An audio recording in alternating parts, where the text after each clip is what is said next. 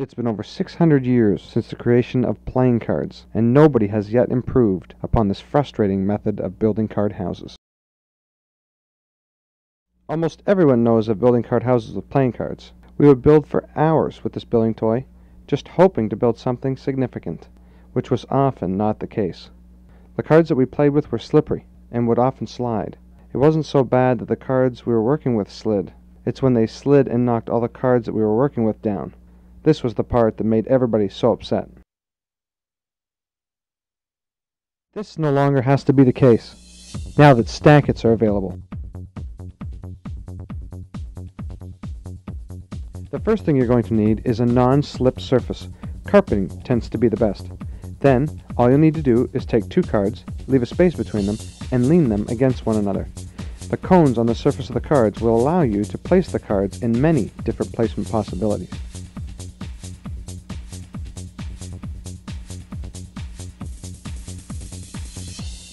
The arrangement of these cards is limitless. On this video, we will show you many different ways to use Stak-Its. With playing cards of the past, each level that went up had to come in substantially, creating what I like to call the pyramid effect. With Stak-Its and the cones that are on the surface of these cards, it's actually possible to go wider the higher you go. Here's a perfect example of a star.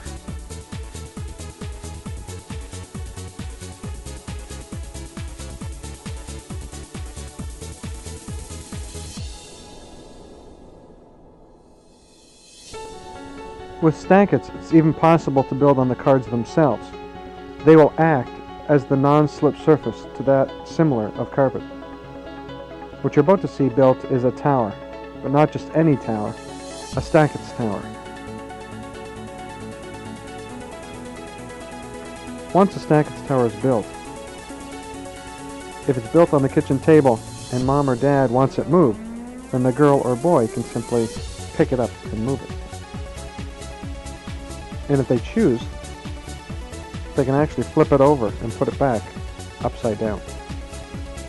People might see this and believe that the cards are somehow glued together or attached, but with Stak-Its, it's not necessary. What you're about to see now is another tower. This tower is created with units, what we like to call building units. Once a unit is discovered, it can be repeated over and over. In this case, a 3-card pyramid is repeated twice per level. Each level is then rotated 90 degrees on top of itself, creating another tower. After that, it's just a matter of how many levels you'd like to have in your structure.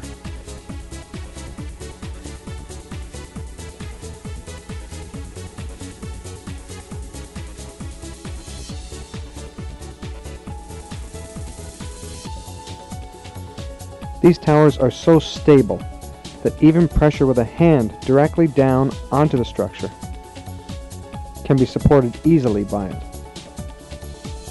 The cards themselves will actually buckle long before the structure ever gives way. This tower can even hold a basketball on top without falling over.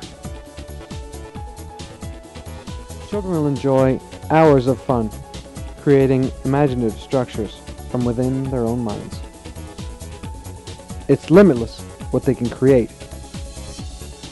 and knock down if they so choose. What you are seeing built now is what we like to refer to as a T structure. Every 2 cards placed in this structure form the letter T. Once a proper grid of T's is laid out, the cards are then laid across the top, forming another completely flat, non-slip surface to build another level on. The cards that are laid across the top have cones on the bottoms and on the tops of the cards. The cones that project downward actually lock the walls in place, and the cones that project up allow for another non-slip surface to build upon. Once a structure like this is created, it becomes incredibly stable. You can add tremendous amounts of weight to it without it falling over. In this case, the first thing we do is add a full case of pop to it. Then we add a series of books or encyclopedias, 18 in this case. Once these books are added, it doesn't seem to be enough for our demonstrator. He decides that a bowling ball might be fun to add on top. A 16-pound men's bowling ball, 18 encyclopedias, and a full case of pop. Almost 50 pounds of weight. The demonstrator then removes everything and actually shakes the structure to the point where the table can be seen rocking back and forth. The structure still doesn't fall over.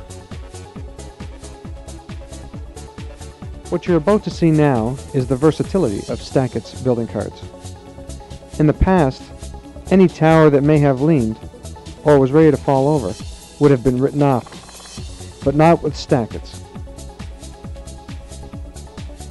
Once a tower, always a tower. A slight correction can be made to any tilting tower that will make it stand up straight again. With a little pressure added, and leaning the cards back in the opposite direction, one card can be moved and the tower can be saved to stand up straight again. Stak-Its. Creative building cards, taking your imagination to new heights.